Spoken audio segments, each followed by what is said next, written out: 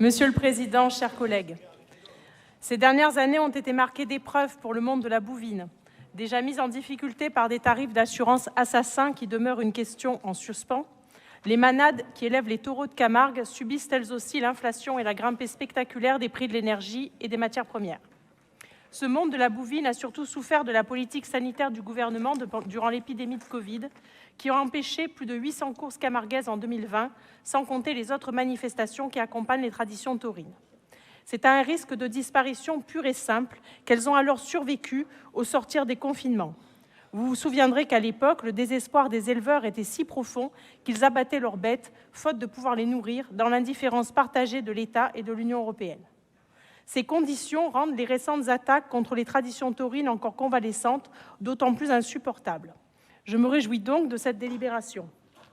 Votre rapport dit vrai en rappelant que nos identités locales sont mises en péril par la mondialisation. Je dirais même plus spécifiquement face au mondialisme et aux citoyens du monde, cet être moralisateur pourtant produit d'une anticulture ayant érigé l'égoïsme et la surconsommation en vertu. C'est ce citoyen sans patrie, sans ancêtres et sans racines qui cherche aujourd'hui la destruction de nos traditions.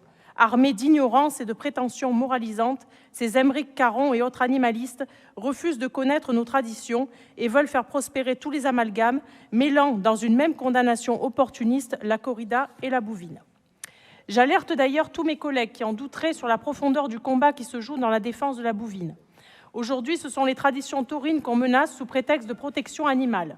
Mais demain, les fêtes votives sous prétexte de laïcité et après-demain, les vestures traditionnelles sous prétexte de sexisme.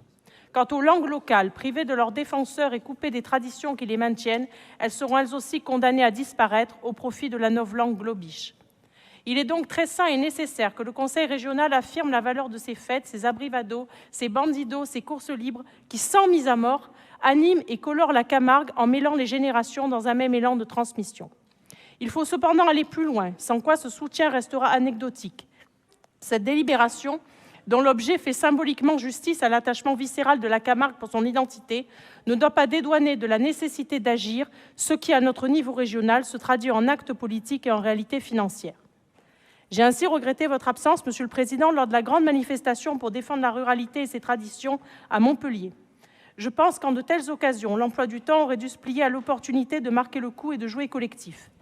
Ce sont les cafés, les restaurants, les commerces, bref, la vitalité des territoires ruraux qui sont aussi en jeu dans celle de la bovine, dont les manifestations dépendent aujourd'hui pour environ un tiers de subventions publiques. Il faut, Monsieur le Président, accélérez là, s'il vous plaît. Là, il faut, Monsieur le Président, que la région PACA y apporte sa juste contribution, car en amour comme en politique. Voilà, vous savez.